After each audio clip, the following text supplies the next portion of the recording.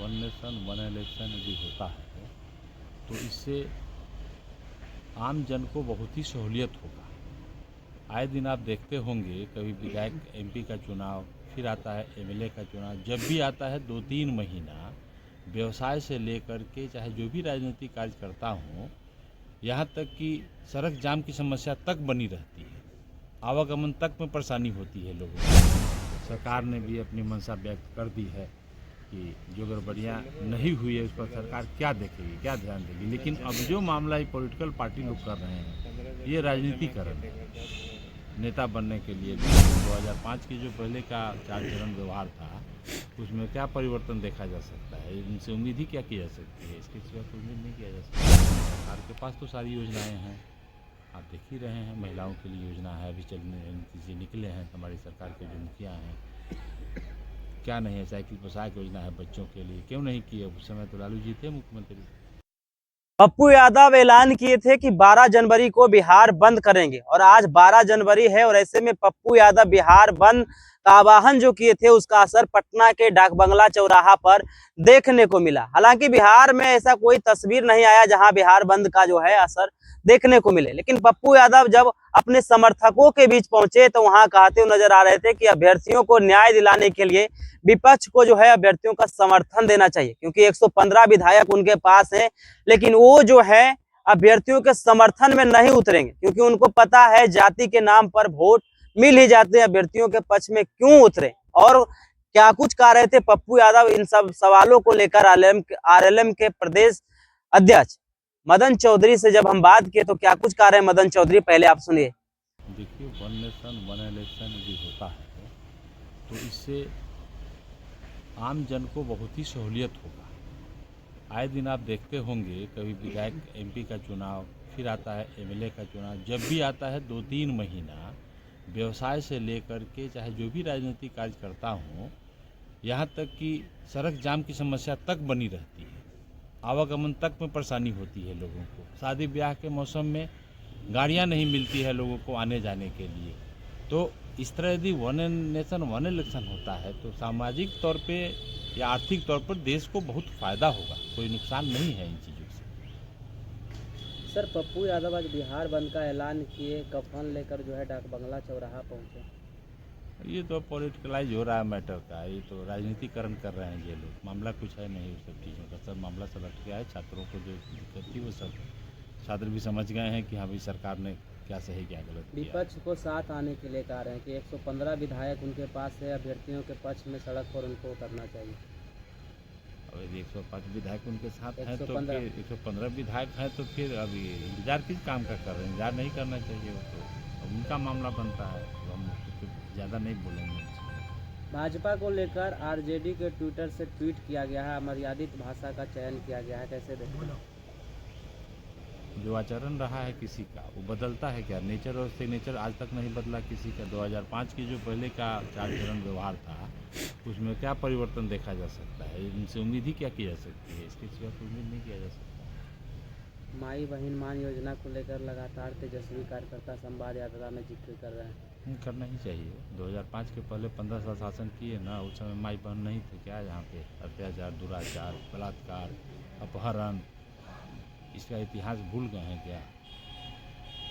और सरकार कम दे रही है। सरकार के पास तो सारी योजनाएं हैं, आप देख ही रहे हैं। महिलाओं के लिए योजना है, अभी चीज़ें निकले हैं हमारी सरकार के जो मुखिया हैं, क्या नहीं है। साइकिल पोशाक योजना है बच्चों के लिए, क्यों नहीं की है? उस समय तो लालू जी थे मुख्यमंत्री।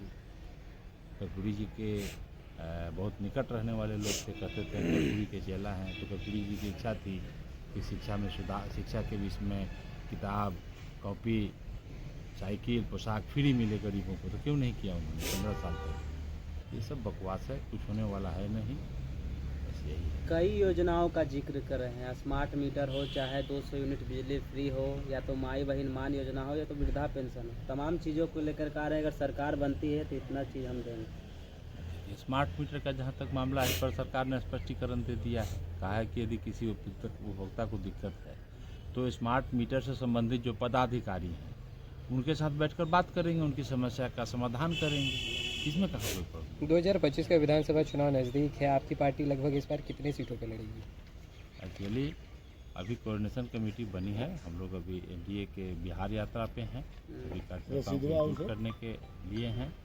जब सीट पर बातें होंगी तो मैं समझता हूँ आप साथियों को पहले बताएंगे कि इतना सीट पर हुआ है। 15 जनवरी सर नज़दीक है। एनडीए के संयुक्त कार्यकर्ता सम्मेलन किया जाएगा सब जिला में। क्या तैयारी हो रही है 25 को लेकर? जो तैयारी सम्मेलन आखिर हो रहा है 2025 के इलेक्शन की तैयारी के लिए ही तो हो रहा है। 225 का जो मिशन है उसके लिए सम्मेलन की तैयारी बहुत अच्छी जोरों से हो सकती है। क्या प्रभाव देखने को मिलेगा? बहुत अच्छा प्रभाव दिखने को मिलेगा। अभी ही वातावरण सब बन चुका है। विपक्ष नाम का चीज़ है कहाँ यहाँ तो सही। जो हर बार इलेक्शन के बाद जो कोऑर्डिनेशन की बात आती है अपने पार्टी के अंदर कि जो भी दल हैं घटक दल अपने में शामिल, लेकिन कोऑर्डिनेशन की वजह से हार जाते हैं, तो क्या इस बार 2025 में इस तरह का कोई सवाल आएगा? है ना, अभी एक साल पहले लगभग हम लोग एक साल पहले ही तो कोऑर्डिनेशन के लिए निकल रहे हैं। सब एकदम कहीं कोई दिक्कत नहीं है। एनडीए में सब एकजुट है, सब एक साथ चुनाव। नहीं, लोकसभा चुनाव के समय में उपेंद्र कुशवाहा ने खुद कहा था कोऑर्डिनेशन के जो है और कुछ दलों का नाम भी सामने आ गया था। ऐसा कुछ नहीं था, आज भी वैसा नहीं है। कोऑर्डिनेशन की कहीं कोई कमी नहीं है। सब लोग एक साथ मिल करके हम लोग सम्मेलन करने जा रहे हैं।